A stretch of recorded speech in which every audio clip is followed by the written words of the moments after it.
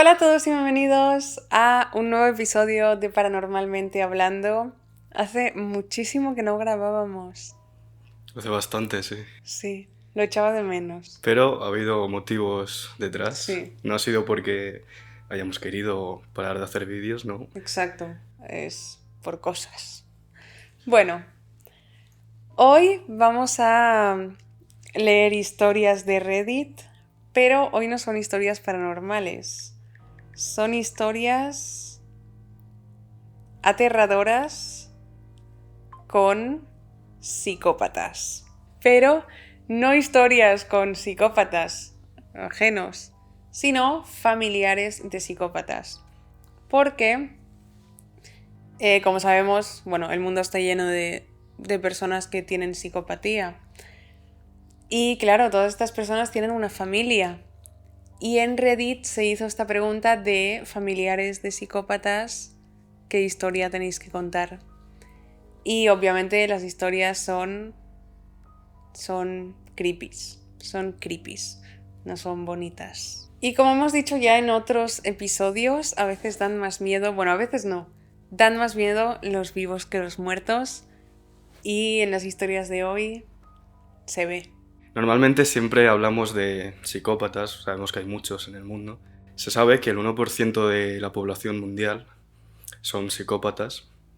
¿Cuántas personas dirías que son ese 1%? Ay, no me vas a hacer cálculos. Parece poco, ¿verdad? Bueno, Sí, poco no, sí, claro, obvio.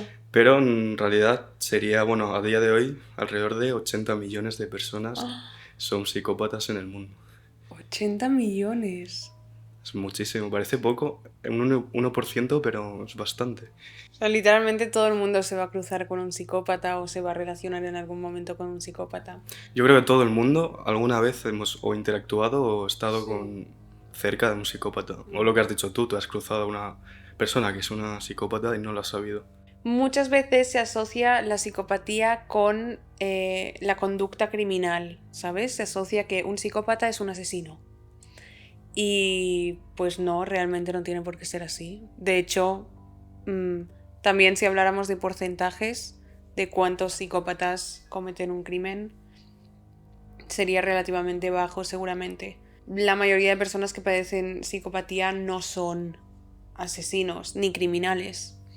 Pero lo que sí son es apáticos, egocéntricos, narcisistas, puede que tengan conducta antisocial y delictiva. Bueno, puede no, yo creo que de hecho siempre tienen Sí, esa conducta sí. asocial, bueno, antisocial. Pero los psicópatas también tienen esto de que al principio, si conoces a un psicópata, se te presenta como una persona encantadora, tienen muchas habilidades sociales, ¿sabes? Sí, como que tienen esa Tienen encanto. facilidad de caer bien, ¿no? Sí, realmente como los narcisistas, ¿no? Que son personas encantadoras de primeras. Bueno, claro, de hecho, un rasgo de la psicopatía es ser Sí, narcisista, ¿no? sí, Claro. exacto. Bueno, yo sé que tú cuando empezaste en TikTok hacías muchos vídeos de Sí, leyendo historias, ¿no? Y entre ellos me suena haber visto alguno en el que leías historias de psicópatas sí. o...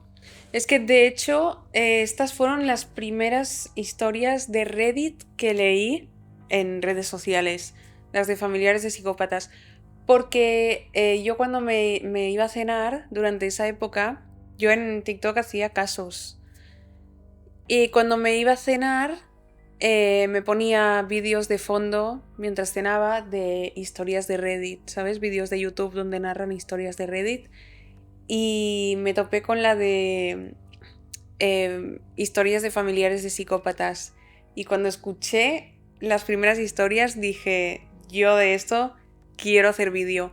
Y literalmente la primera historia que la hemos incluido en las que vamos a leer hoy, porque es potente, se hizo muy, muy viral. Sí, además yo me acuerdo que cuando veía tus vídeos, eh, veía uno y luego quería ver otro y otro y otro porque como enganchaban esas Sí, historias. sí, sí, sí. Pues de ahí hemos sacado las historias de hoy, que son muy interesantes. Entonces, bueno, empezamos con las historias. ¿Algo más que añadir? Básicamente son personas que no sienten remordimiento ni preocupación por las acciones que llevan a cabo y se enfocan, lo único que les importa es lo que van a conseguir, sin importar si le hace daño a alguien o no. Ujú. O sea, totalmente carente de empatía. Sí, y muy egocéntricos. Son personas súper egocéntricas. ¿Tú te imaginas ser familiar de una persona así? Pues no. Pero ponte en situación. ¿Cómo crees que actuarías? Yo creo que me alejaría lo máximo posible de esa persona porque es que no te puede traer nada bueno. Bueno, si tiene el tipo de comportamiento que te afecta, ¿sabes? Al final, pues es una persona que, pues, está diagnosticada con psicopatía y qué le va a hacer, ¿no?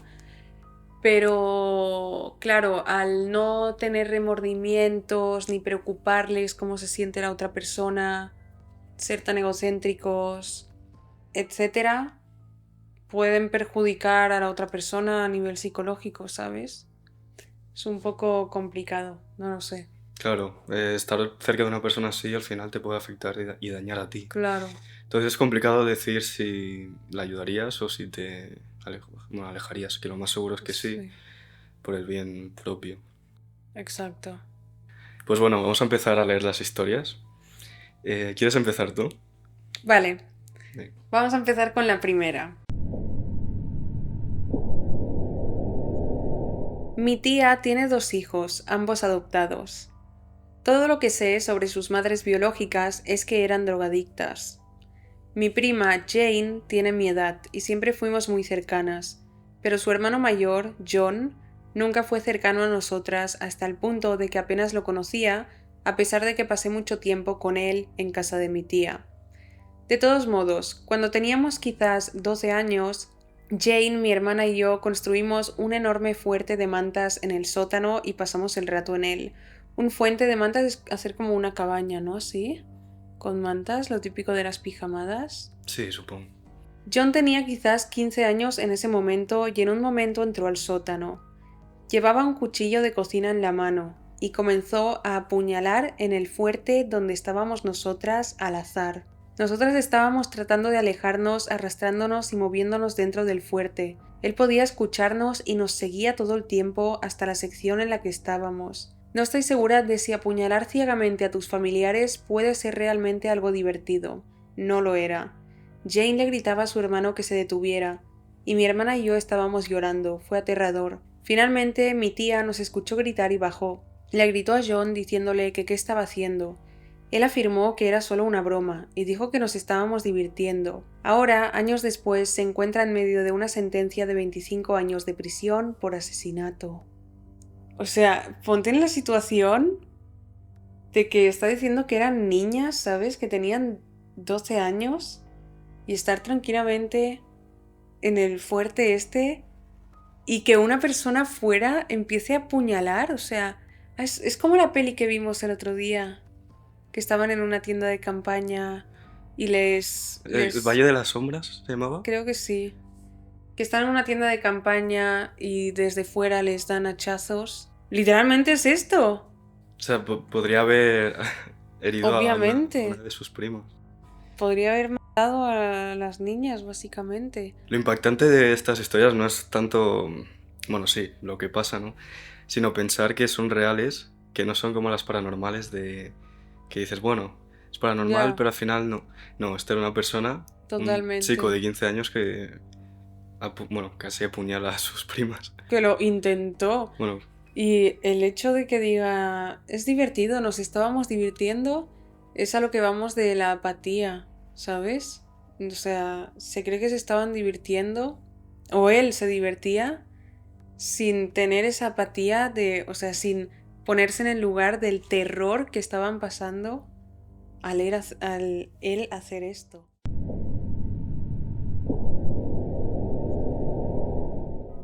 una vez me desperté en mitad de la noche y me encontré con mi hermana pequeña intentando asfixiarme.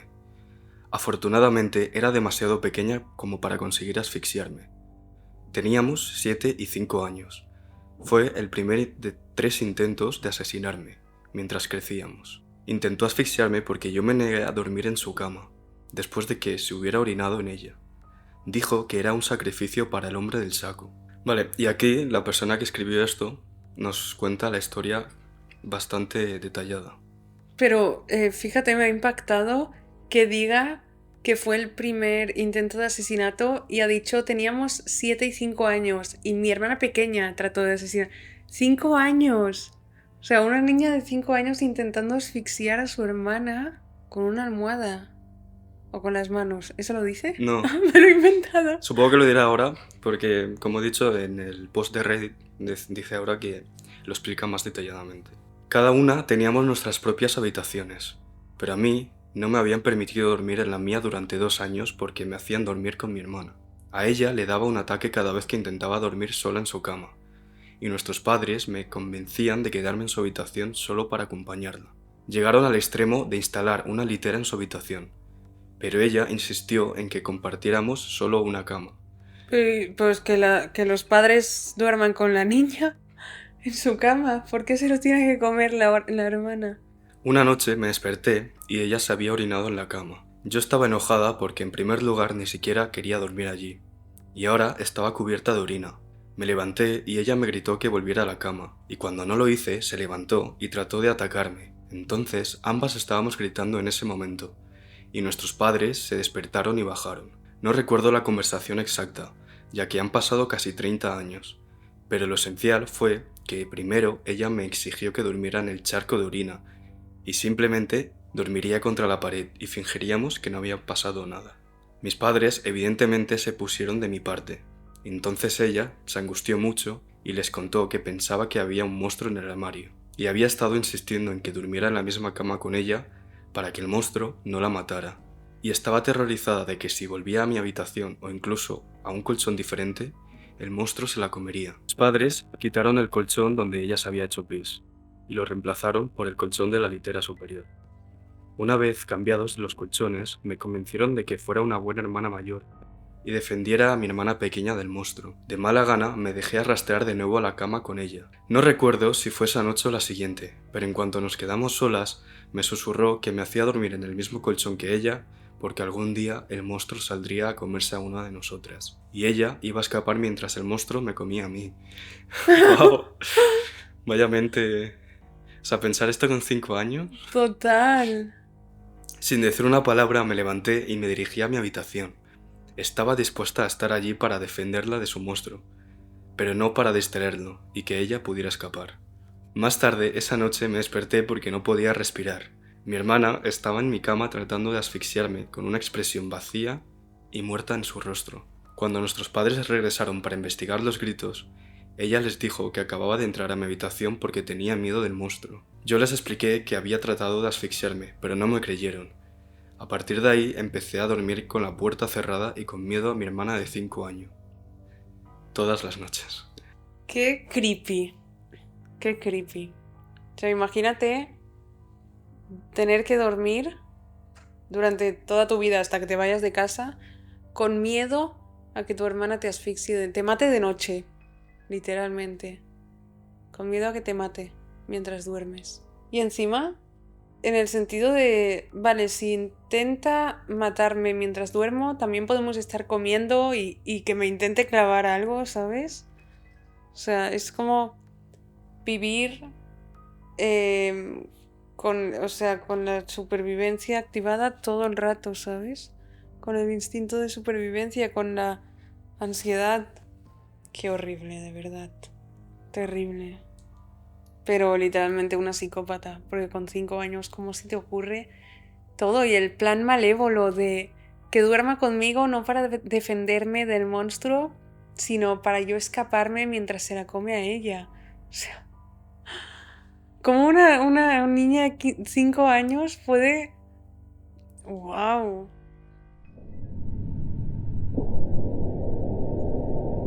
Mi mamá tenía 19 años cuando yo nací y teníamos una relación muy cercana cuando yo era pequeño.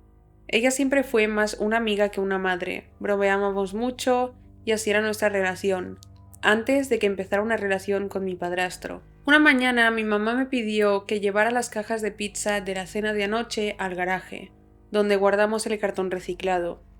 En broma le dije que no mientras recogía las cajas para sacarlas. Las saqué, las puse encima de la pila de otros cartones, me di la vuelta para regresar a la casa y me topé con mi padrastro que había entrado detrás de mí sin que yo me diera cuenta. Luego procedió a levantar completamente del suelo mi cuerpo de 13 años por la garganta y me inmovilizó contra la pared de la casa. Se acercó a la cara y me gritó diciéndome que le falté el respeto a mi madre. Recuerdo que me escupió saliva en la cara.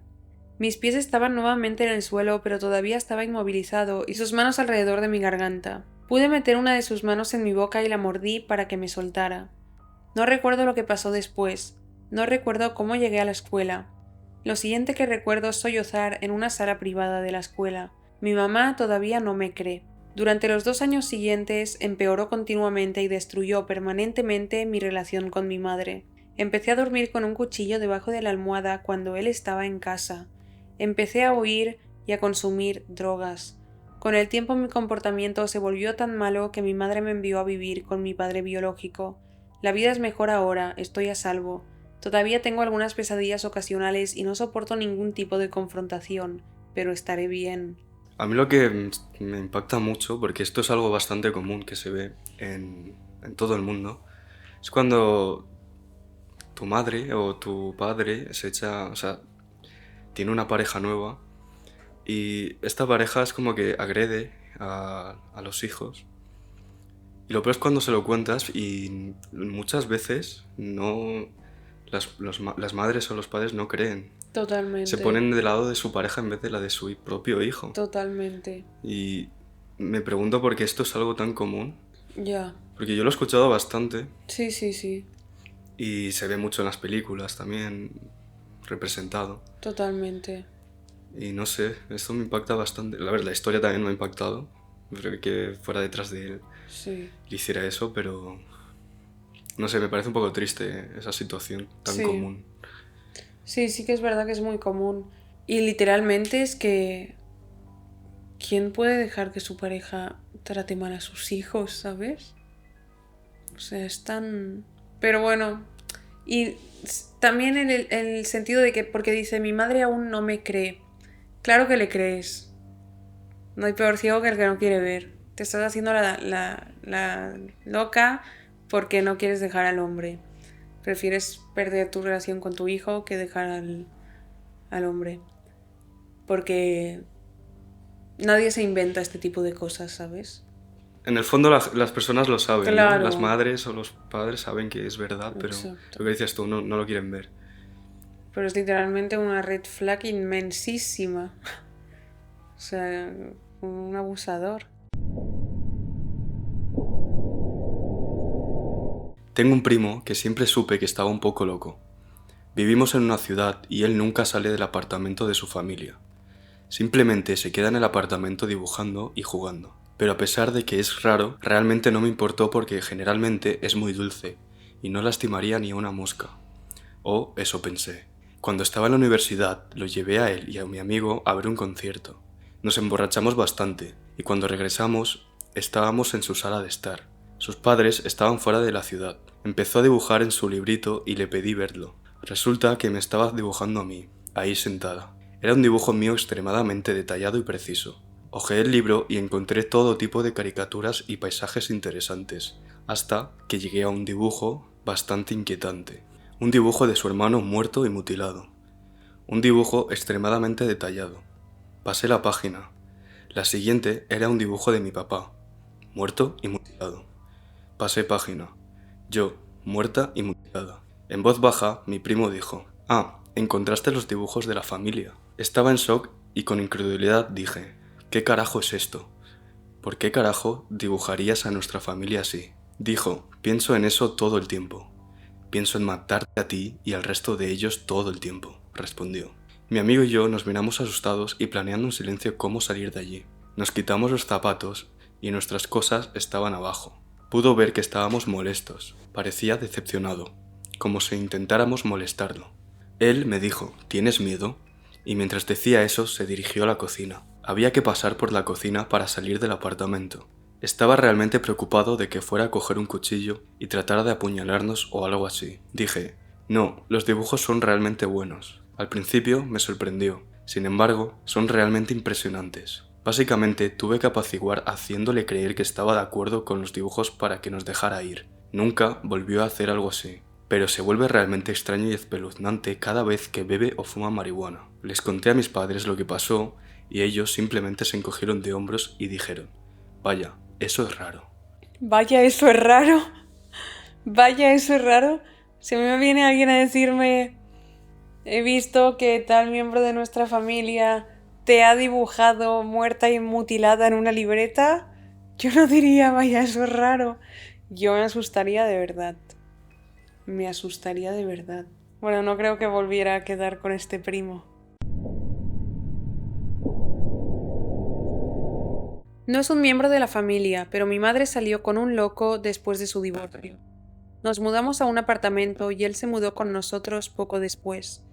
Tenía cabello largo, ojos azules y barba, y era la viva imagen de Jesús. Y se lo tomó en serio después de que algunas personas le comentaran sobre el parecido. Vale, esto ya me suena a líder de una secta, y esto ya no me suena a psicópata, me suena a psicosis. Un día me dijo que me sentara a su lado y me dijo que tenía un secreto, pero que no podía contárselo a nadie más porque el gobierno lo estaba buscando, definitivamente. Me confió que en realidad era Jesucristo y que escapó de una instalación gubernamental después de ser capturado en 1964. Dijo que se escapó con la ayuda del Papa durante su visita a los Estados Unidos. La fuerza de seguridad privada del Papa lo liberó, y una vez que estuvo libre, el Papa le aconsejó que se mezclara con la gente común. Dijo que el Papa le dijo que no llamara la atención sobre sí mismo, así que no se lo digas a nadie. Pero él me confió esta información. Él era tejador, llevaba consigo siempre constantemente un martillo para tejados y un día el martillo desapareció. Jesús perdió la cabeza. Nos encerró mi madre, a mi novia y a mí en nuestro apartamento hasta que encontró el martillo. Esto duró 3 días. Yo tenía 18 años en ese momento y era mucho más grande que él. No habría tenido ningún problema en sacar físicamente a Jesús de nuestro apartamento, pero mi madre insistió en que estaba teniendo un episodio mental y que si lo lastimaba o hacía algo las cosas podrían ponerse aún peor. Resulta que dejó el martillo, que en realidad es más o menos un hacha, en un lugar de trabajo y un compañero de trabajo se lo había cogido. Vino al apartamento a devolvérselo. Me senté allí como un idiota y vi a ese tipo darle el hacha a este lunático y no hice nada. Gran error. Nuestro encierro de 3 días se convirtió en 5 días. Los últimos 2 días fueron este loco analfabeto que intentaba leer la Biblia en voz alta y acertaba tal vez 1 de cada 5 palabras. ¿Recuerdas en la escuela cuando el maestro hacía que la gente leyera en voz alta y recorría el salón y siempre había un tipo que sabías que no sabía leer y su parte duraba 10 veces más que la de todos los demás? Imagínate esto durante 48 horas. Jesús solo nos dejaría comer pan y agua, y el pan se acabó rápidamente. Había un lago afuera de nuestro apartamento y al 5.º día Jesús estaba mirando el lago a través de las persianas y me llamó. Él volvió a confiar en mí. Me dijo: ¿sabes? Podría cruzar ese lago y caminar hasta el cielo. Respondí: si haces eso, te seguiré a cualquier parte. Hazlo, hombre, me encantaría verte hacer eso. Mi plan era sacar su maldito trasero del apartamento y cerrar la puerta con llave para que mi mamá y mi novia estuvieran a salvo. Llegar a un teléfono público para llamar al 911. Me miró con sus ojos locos y dijo: «Estás intentando que me atrapen, hijo de p...». Dije que no pueden encontrarme. Levantó su martillo para tejados y me dijo que la única manera de seguirlo a alguna parte era en el más allá. Fue en ese momento que pensé: voy a morir y luego matará a mi madre y a mi novia. De repente me di cuenta de que ya no me importaba si el colapso mental de Jesús se produciría si yo le daba una paliza o no. Ese ya no era mi problema. En medio de una queja sobre alguna mierda religiosa a unos 5 centímetros de mi cara, me balanceé tan fuerte como pude y lo golpeé justo en el esternón. Todavía tenía el hacha amartillada sobre su hombro, como alguien lanzando una pelota de fútbol, por lo que el golpe le hizo perder el equilibrio y caer sobre una silla del comedor. Se desplomó y mi madre, siempre con la cabeza fría, me gritó por golpearlo. Le había dejado sin aliento y estaba jadeando por aire. Mi madre supuso que se estaba muriendo. Más tarde en la edad adulta aprendería que mi madre no era la bombilla más brillante. Mi novia salió por la puerta conmigo detrás después de agarrar a mi madre del brazo y arrastrarla hacia afuera. Llamé a la policía y vinieron a buscarlo. Lo último que escuché fue que estaba en un hospital después de encerrarse en un dormitorio y todavía decir que era Jesús. Fue internado después de usar un dardo de metal para arrancarse las venas del brazo. Sin embargo, nunca pude verlo cruzar ese lago. Aterrador, aterrador. ¿Tú opinas que esto en vez de psicopatía es una Es un brote psicosis? psicótico. Bueno, para aclarar la diferencia, la psicopatía es cuando realmente eres consciente de tus actos, ¿no? Pero te da igual, pero eres consciente. Sin embargo, en una psicosis no estás como disociado de la realidad. Para ti lo que estás viviendo es real. Claro. Entonces no eres consciente. ¿Y tú opinas que es lo que le pasó a este señor, Totalmente, ¿no? claro. Que él realmente creía que era... Sí, en el momento que crees que eres Jesús y que te encierras en una casa y retienes a personas y dices que es que el gobierno te está buscando, etcétera, etcétera, o sea, evidentemente has roto con la realidad completamente. Y estas situaciones también dan mucho miedo, ¿eh? Este post empieza con... Bueno, primero con un título y luego una advertencia. El título es "Tengo miedo de que mi sobrino sea un psicópata". Y da una advertencia de que en la historia hay maltrato animal. Vale, ¿quién se quiera saltar esta parte? Esta es una larga historia, pero intentaré ceñirme a los hechos pertinentes. Mi mamá tiene la custodia de los 3 hijos de mi hermano. El mayor es un adolescente autista. El del medio, 14 años, también está en el espectro, pero tiene un alto funcionamiento. El más pequeño está en el jardín de infantes. El chico del medio siempre ha sido astuto. Le gusta robar cables y pelarlos o meterlos en adaptadores en los que en realidad no encajan, y luego decir que no tiene ni idea de cómo sucedió. Mancha el costado de su escritorio con mocos, caca y otras excreciones corporales, y dice que no sabe cómo llegó allí. Miente constantemente, literalmente sobre todo. Entra en estos ataques de ira en los que se hará daño a sí mismo o a cualquiera que lo rodee. Hace unas semanas rompió 3 ventanas de su autobús escolar. Está medicado, pero no sé exactamente qué medicamentos está tomando. Las cosas han empeorado. Mamá encontró un gato muerto en el piso de su sala. El hijo mediano admitió inmediatamente haber apretado el cuello del gato hasta que dejó de moverse. Mamá le dijo sobre esto al consejero escolar, quien habló con el niño. El niño le dijo al consejero que le mintió a mamá y que en realidad no mató al gato. El consejero le creyó.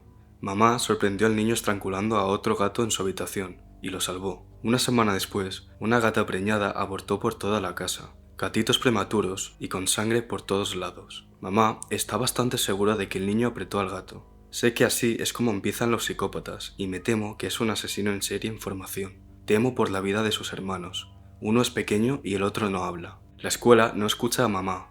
Simplemente le dan descansos a su sobrino en la sala sensorial cuando se enfurece. Le dije a mamá que llamara a la policía, pero no harán nada por un gato muerto. ¿Qué hacemos? Este niño es un canalla, un mentiroso y un adolescente tortuoso y peligroso, pero nadie con autoridad hará nada al respecto. Estoy seguro de que terminará en la cárcel, pero ¿tengo que esperar hasta que primero asesine a mi mamá o a uno de sus hermanos? Uf. Coincido con lo que dice de... Esto es bastante común, lo de matar animales, Sí, en futuros asesinos. totalmente. Porque a mí me da la sensación de que este niño no solo es psicópata, sino que también va a ser un asesino potencial. Tiene toda la pinta. Porque tú, por ejemplo, en muchos de tus casos que has subido a tu canal, pasa esto mucho, ¿no? Sí, sobre todo lo he visto en los casos de asesinos seriales. ¿Sabes? No en los casos en los que se ha cometido un crimen, un asesinato, sino en los seriales. Yo le respondería que sí, que el sobrino es un asesino en serie en formación. Y qué desesperante, ¿no? Esta situación. Qué desesperante, que nadie puede hacer nada o que nadie hace nada. ¿Sabes? La escuela no hace nada. De todos modos, creo que no tendrían que acudir a la escuela, sino a ir directamente a urgencias psiquiátricas en el momento que ha matado a un gato. Es que lo que dice al final es totalmente cierto. Tengo que esperar a que mi sobrino mate a alguien primero. Totalmente. Esas situaciones que se pueden evitar, luego Ujú. por no hacer nada, luego pasa lo que pasa. Exactamente. Entonces, definitivamente las cosas van a ir mal con ese chico.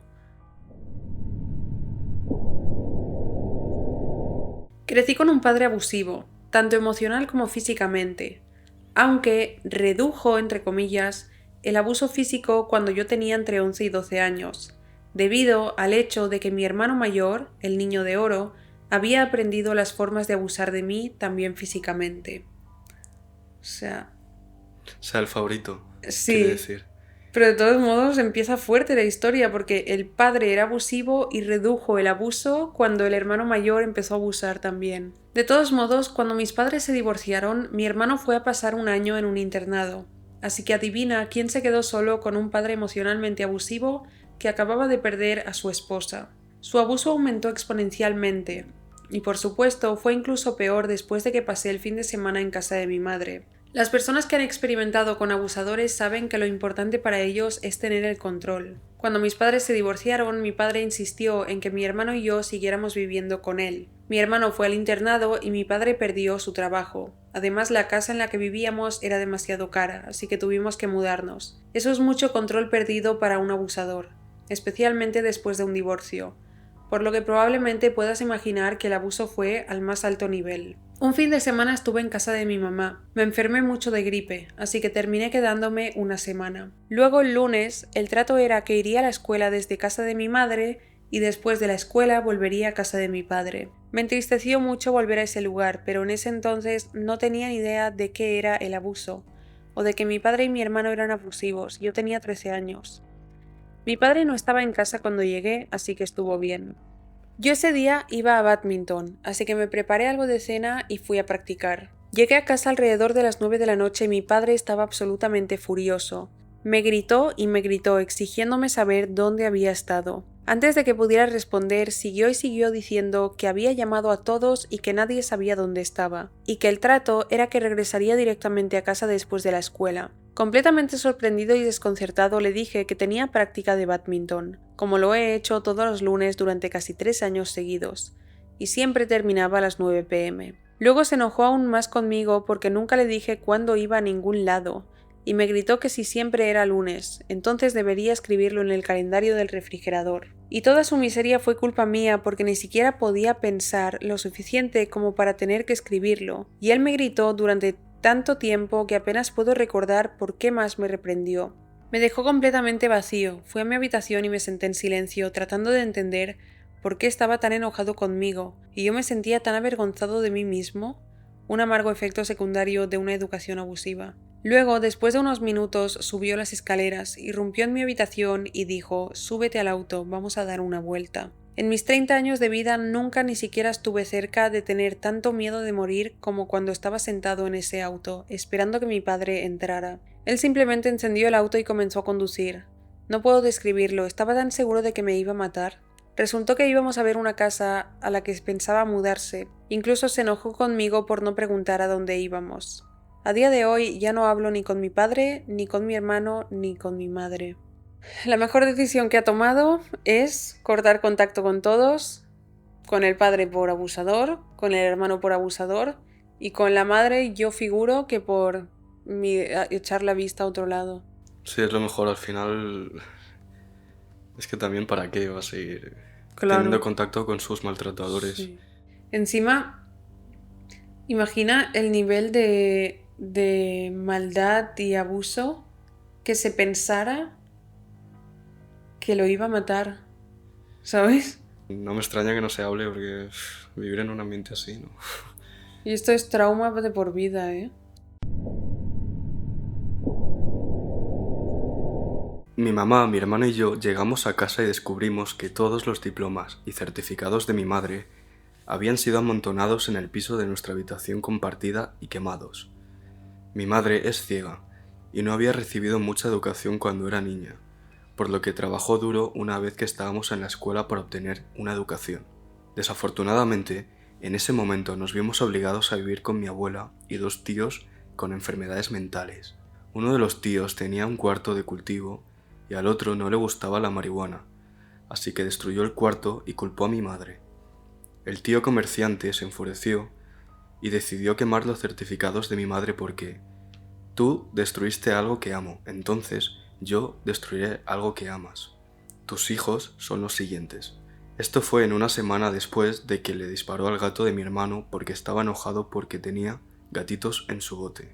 He bloqueado las próximas semanas porque aparentemente fueron bastante malas, pero me dijeron que tuvimos que desaparecer esa noche con solo lo que pudimos llevar en bolsas de basura. O sea, supongo que se refiere aquí que bloqueó las semanas mentalmente no por se el acuerda, trauma. claro. Claro, no se acuerda. Wow, decir tus hijos son los siguientes Totalmente. es ir a... Y qué sufrimiento porque dice que tuvieron que ir a vivir con la abuela que vivía con los dos tíos, ¿no? Qué con sufrimiento enfermedades. para esa abuela. Qué sufrimiento vivir con que figuro que son sus hijos. Con dos hijos así, que uno tiene un cultivo de marihuana, el otro se lo destruye, luego el otro mata al gato de... Dios mío, por favor. Tengo un primo del que sospecho fuertemente que es una especie de psicópata. Cuando era niña vivía en la casa de al lado. Él estaba en la escuela secundaria y yo en la primaria. Su familia tenía una piscina y a menudo íbamos y pasábamos el rato, lo cual temía porque este primo, cuando nadie miraba, se me acercaba sigilosamente y me arrojaba al agua o se metía conmigo si yo estaba allí. Dentro, me sostenía hasta que me quedaba sin aliento y entonces él me levantaba tosiendo y ahogándome y yo arañaba desesperadamente jadeando por respirar. Él se reía todo el tiempo. Era horrendo y espeluznante lo jovial que era su expresión. Hacía esto todo el tiempo y sus padres y uno de los míos, generalmente mi abuela, lo amonestaban levemente si lo atrapaban o lo hacía cuando no había nadie cerca. Por alguna razón tenía miedo de contar el alcance de sus abusos. Hubo cosas más pequeñas, pequeños actos de acoso como asustarme, quitarme mis cosas, tirarme del pelo, burlarse de mí, pero los que estuvieron a punto de ahogarme fueron los peores. Todo esto se produjo cuando yo tenía entre 5 y 9 años y él tenía entre 14 y 18. También me levantó y literalmente me sostuvo con los pies por delante sobre la barandilla de un puente durante unas vacaciones familiares. Creo que entré en shock y solo recuerdo que me quedé muy quieta. Al menos por eso se metió en problemas. Se disculpó porque le obligaron, pero sus ojos siempre estaban un poco muertos, pero con un brillo si estaba haciendo algo atroz, como una especie de brillo feliz. Oh sí, una vez que hizo que su hermano me sujetara mientras vertía tequila en mi garganta. Lo atraparon por eso, porque tuve que ir a emergencias. Advertencia: maltrato animal. Una vez mató a un gato callejero asfixiándolo con alambres de púas. Llevaba una especie de guantes de cuero. Lo extraño es que todos los chicos del vecindario pensaron que eso era genial, en lugar de denunciar su locura. Cuando cumplió 16 años y conducía, atropellaba a propósito a animales callejeros y se reía y alardeaba de ello. Nadie hizo nada. Todos los adultos normalizaron y minimizaron sus comportamientos extraños. Era un chico extremadamente atractivo, pero no para mí, porque yo vi lo que había debajo de su piel. En la secundaria era adorado por todos, las chicas se peleaban por él. Jugaba al fútbol con una beca en una escuela, pero sufrió una lesión en la rodilla que acabó con su carrera. En la escuela secundaria y la universidad siempre se metía en problemas, peleas frecuentes y arrestos por conducir bajo la influencia, pero lo sacaban bajo fianza una y otra vez. También se jactó de que hizo que sus amigas hicieran sus tareas escolares durante toda la secundaria. Se ha casado 3 veces y sigue en una relación con la tercera esposa, que es del tipo mártir. Lo aterrador es que ahora es entrenador de fútbol de una escuela secundaria, y lo ha sido durante décadas, y acaba de ser ascendido a asistente principal. Da miedo, porque creo que una persona así no debería trabajar con menores. Qué rabia cuando los padres no hacen nada nunca y Total. ayudan, y eso da pie a que luego, claro, ahí está aprendiendo que sus actos no tienen consecuencias. Exactamente. Porque si hace algo malo va a la cárcel y lo sacan, es como... Totalmente, totalmente. Es como, hagas lo que hagas literalmente, te vamos a ayudar. Nos vamos a hacer responsables de tus actos. Y si nunca paga por sus actos... Y lo que dice, sobre todo, todos los adultos normalizaron y minimizaron sus comportamientos extraños. O sea, es que creo que como adultos, las personas que tienen hijos, etc., como adultos tienen que O sea, tienen que saber el grado de gravedad de cada situación, ¿no? Si el chico ha matado a un gato del vecindario, es grave. No puedes decir, ay, bueno, no pasa nada. Es grave. O sea, es muy grave lo que está haciendo. Y aparte, ayudando a una persona que está haciendo este tipo de actos, lo estás perjudicando. O sea, Perjudicando a él y perjudicando en un futuro a personas externas, exactamente. terceras personas. Exacto. Pero ¿quién te dice que no va a hacer eso con una persona en un futuro? Totalmente. Y eso que ha dicho, el miedo que esté trabajando con menores.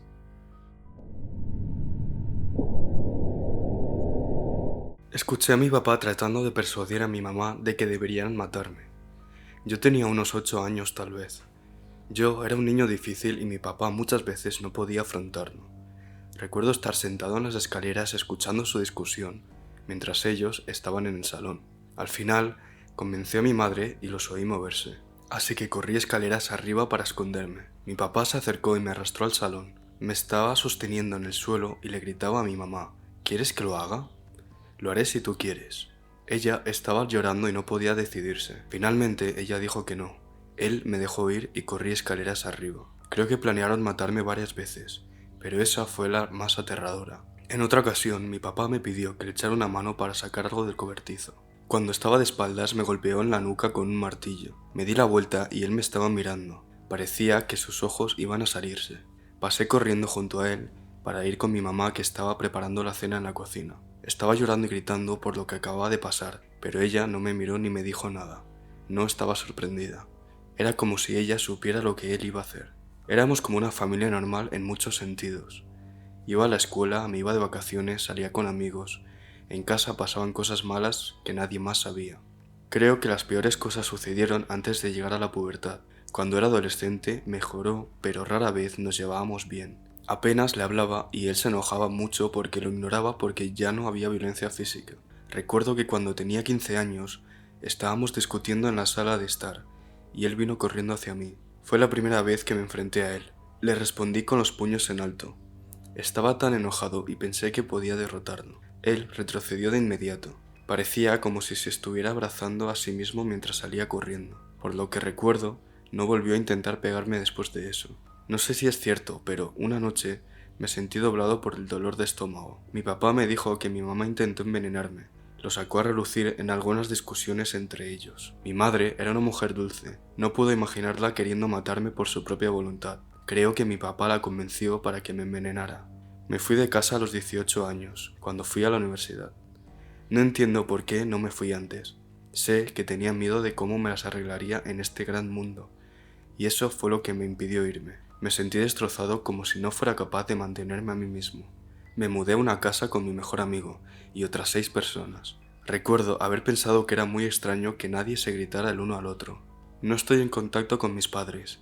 Mi papá murió hace unos años de cáncer cerebral. Apenas hablé con él antes de que muriera.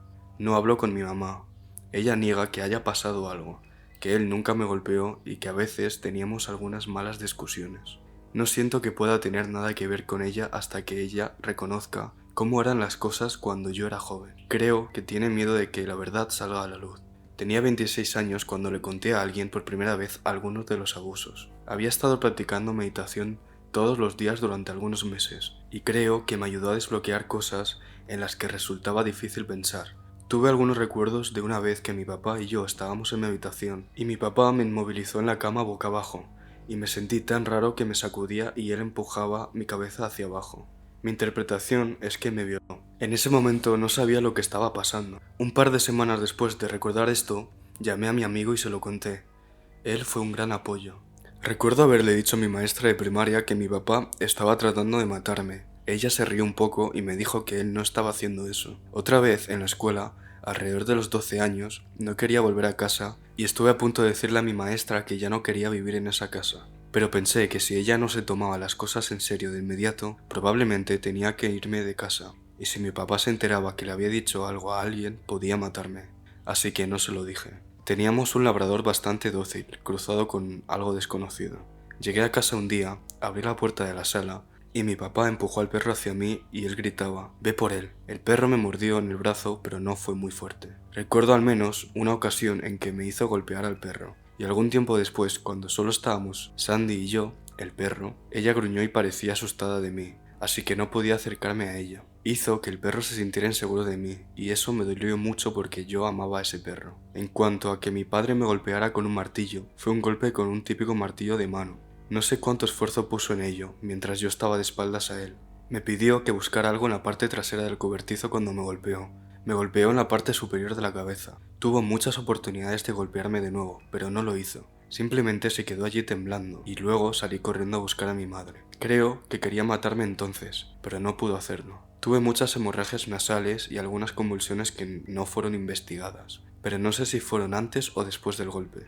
Hubo otra vez que estábamos en mi habitación, y él estaba hablando en voz baja sobre algo. De repente se dio la vuelta y empezó a golpearme en el costado de la cabeza tan fuerte como pudo, y luego salí corriendo de la habitación. Físicamente no pude mover mi cuerpo durante aproximadamente una hora. Para la mayoría de la gente, mi padre era un hombre educado y amable que amaba a su familia. No bebía ni consumía drogas. Tenía un trabajo de tiempo completo que ocupó durante más de 20 años antes de fallecer.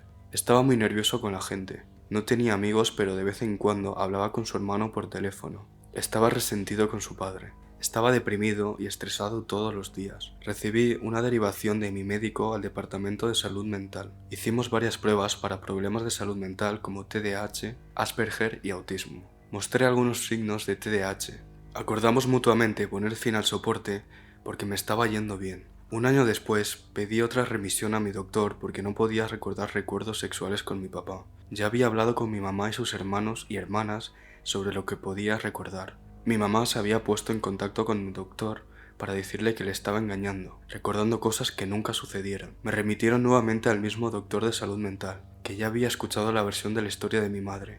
Me recetaron medicamentos antipsicóticos porque pensaban que estaba experimentando recuerdos delirantes. Asistí a unas 5 citas y luego dejé de ir porque sentí que estaban ignorando todo lo que decía sobre mi infancia porque le creían a mi madre, y por lo tanto me daban el medicamento equivocado. La razón principal por la que dejé de ir fue porque pensé que no me creían. Esta historia es muy bestia. Qué horror de padres. Qué horror de padres. El padre, un psicópata de manual, pero la madre... Lo apoyaba. Bueno, no lo apoyaba, Claro, escondía las sí, cosas que hacía. totalmente. O sea, y encima que tu hijo se empiece a tratar por todos los traumas y tú llamar al médico para decirle que te está mintiendo, o sea, querer proteger antes las locuras que ha hecho tu marido, que ya no está vivo, a la salud mental de tu hijo, muy fuerte, ¿eh? Qué miedo el inicio que sea mis padres... escuché a mis padres planear matarme. ¿Tú te imaginas estar en tu casa y escuchar a tus padres en el salón planeando matarte? No sé, me parece muy fuerte sobre esta historia el hecho de que este chico estaba completamente solo. Porque sus Totalmente. padres no le ayudaban y encima su madre se lo ponía difícil porque iba al psicólogo, al psiquiatra, y su madre le quitaba veracidad a las cosas que él decía. Entonces, Totalmente. como Totalmente. totalmente solo. Y también fastidia de la historia que la profesora se riera, ¿sabes? En lugar de tomárselo en serio. Es decir, por algo este niño te está contando esto, o sea... Pues bueno, vamos a dejar por hoy las historias. Todavía quedan algunas, pero como el vídeo se ha alargado bastante, las vamos a dejar para una parte 2, ¿no? Sí. Pues bueno, tenía muchas ganas de volver al podcast. No lo hemos dicho al principio, pero como veis, todo es diferente, el set es diferente, porque ya no estamos en el mismo lugar donde grabábamos. A partir de ahora este será el fondo, aunque sí que deberíamos decorar algo, ¿no? De Sí. la pared o lo que sea. Pero bueno, volviendo al tema, si alguien tiene historias con un familiar psicópata, etc., y lo quiere compartir en comentarios, que lo haga. También, si os ha gustado el vídeo, dejar un me gusta y suscribiros a este podcast, donde de nuevo reanudamos y vamos a subir un episodio semanalmente, ¿verdad? Sí. El parón no ha sido, como has dicho tú, no ha sido porque hemos querido, sino porque de verdad que no podíamos grabar. Y ya, entonces ahora ya de nuevo todos los martes habrá un episodio aquí en Paranormalmente Hablando.